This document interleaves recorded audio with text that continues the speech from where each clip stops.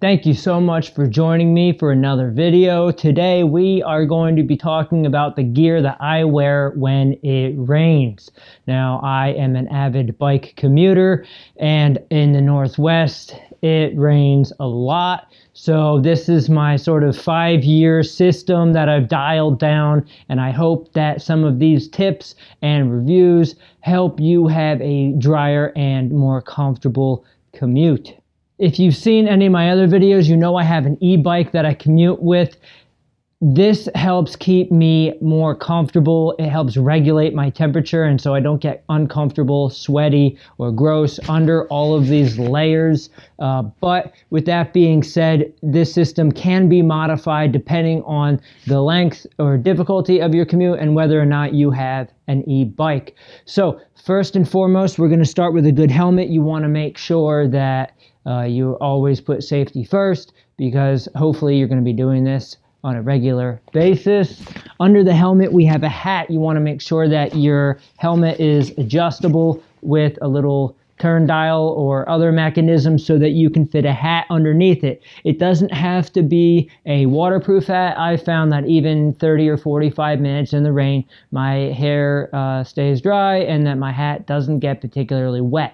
And it can always dry at work as well.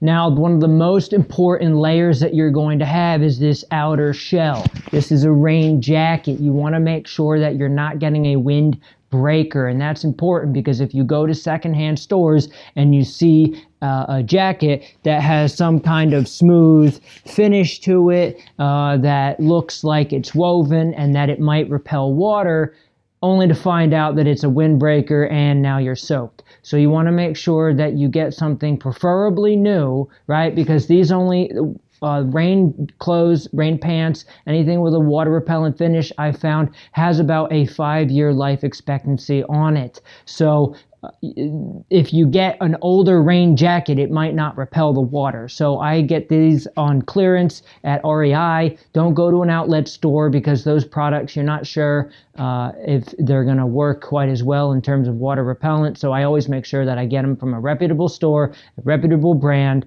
You're going to look to spend around $80 to $120. These are not cheap clothes. The cheaper you go, the worse the fit, the worse the pockets, accessories, and other nice features that they might have. And typically, the water repellent finish won't last as long. So get yourself a nice jacket. When you do try on the jackets, make sure that you have your other base layers and mid layers on to make sure that the jacket fits well depending on what you might wear. The nice thing about layers is as you warm up, as you're riding, you can take off different layers.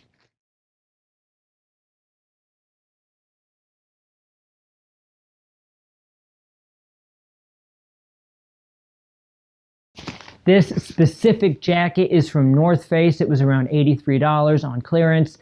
Go at different times during the year and you can find sales at REI and other stores. Although jackets can be very expensive, but this is probably the most important piece of your gear.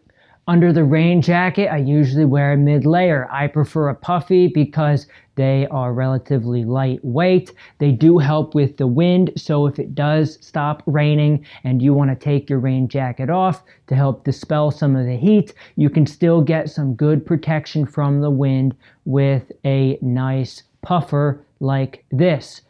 It doesn't have to have the hood. The hood sometimes kind of slows me down on the e-bike because it acts more like a parachute, but now under the puffer, we're looking at, you can either wear a t-shirt under the puffer depending on if you know, hey, I have a 20-minute commute, at 10 minutes I heat up and I'm gonna have to take off this base layer, so maybe just a t-shirt, the puffer, and the rain jacket might be enough for you. For the bottom layer here, I have shower passes, rain pants. These retail for around $120 to $130. I like them because they not only do they don't taper too well, but they do have some nice Velcro and stuff to cinch down the ankles. They have some nice reflective straps, and they last for around 5 years. REI sells cheaper rain pants, but the problem is their fit is garbage. There's not a lot of companies that sell affordable rain pants. These are going to run you about as much as the jacket. However, these two pieces of equipment are what's going to keep you the warmest and driest. So don't go cheap. Preferably don't get rain pants with zippers or pockets. Anything that could have a seam, that could leak. You want to make sure that really it's just as one piece as possible. Will definitely help. One piece of gear that I don't currently know where it's at is a pair of 180 earmuffs. These things are awesome because not only do they keep your ears warm, but they wrap around the back of your head rather than on the top, so you can put your helmet on nice and snug and still keep your ears warm. So depending on the temperature, I might not need a hat. If it's 45 or 50 degrees, maybe I just need to keep my ears warm, but I want to have some ventilation with my helmet. These earmuffs I have used for a very long time. They're inexpensive. I highly recommend them. Unfortunately, I have no idea where they are right now, but I will put a link in the description for all of these products. So other than your layers, I do have a couple different pairs of gloves. I have a lightweight pair of water-resistant gloves. I am Cirrus. I don't know how to pronounce it. You get these at REI. I think I got these at a snowboarding shop. These have seen, I've fallen quite a few times, wiped out in the snow and the ice and stuff. So that's why they're pretty messed up. But I've had these things for like 10 years. They're not quite waterproof anymore, but they do keep your hands warm for a good while. These are a nice lightweight pair that I wear in the fall and the spring. And then if the temperatures dip into the 40s or 30s, then I'll put on a pair of these big gloves. These tend to get a little wet on the inside. I don't want to spend more money on more gloves right now. It's not a big deal. It's been pretty dry the last few weeks here in Oregon, and so it's just not a big deal for me to get. I know that these last at least 30 minutes. After about 30-45 minutes, you'll start to get your hands wet. So these get me to work, they dry at work, and then they get me home. So I'm not really in the market for new gloves, but any gloves will work. Although I would steer away from anything that's like knitted. Like the little knitted gloves, they're not going to work. They're going to breathe. They breathe too well. Your hands will get frozen. I can't feel my fingers anymore. They're numb. So you want to get something that's like woven, nylon, wind resistant, water resistant. So these things work well. Once you've determined that you are an avid bike commuter, in all different weather conditions, it is time for you to upgrade your shoe situation. You can have nice outer shells, top and bottom, but your feet will get wet with your sneakers. So here we have another pair of North Face. These are just waterproof hiking shoes, low cut. I'm eventually going to move to a higher cut. I don't find that a lot of water gets in them. So it's not a big deal, although I think my next pair will be higher because I do wear them hiking and other conditions that might make that more beneficial. But in any case, make sure that it's not just a water repellent finish. You want to get something that has an inner liner. So you can't really see the inner liners per se, but I don't know if like that gray thing, but it definitely, like, it won't come in the tongue. And you want to, like I said, you want to find something that doesn't just have the water repellent finish, but that has a liner. Like a Gore-Tex liner would be awesome. And these will help keep your feet dry.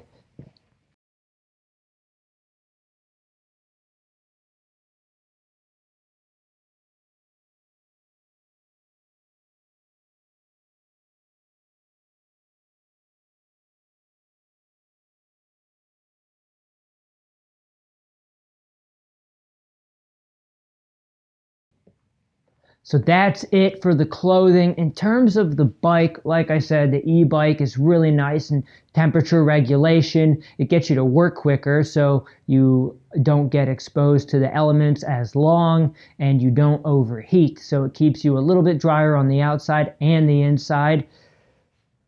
Fenders, front and rear, for sure, they will help keep water from going into your shoes. That's another thing. Even though these low tops do work, if you don't have fenders and you're spewing a lot of water up onto your shoes, you do risk getting the water into your shoes.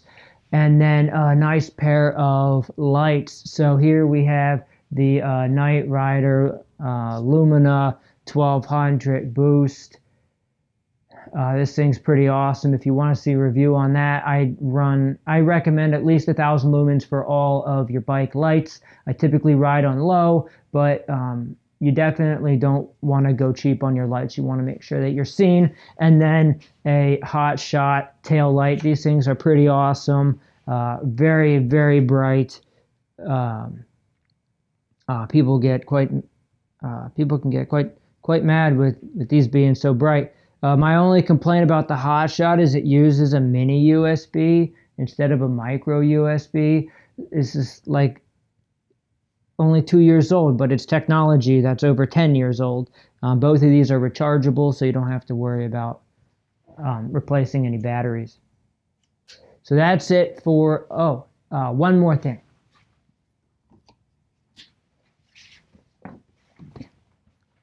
The last thing you might want to invest in for bike commuting in wet weather is a rack and pannier system.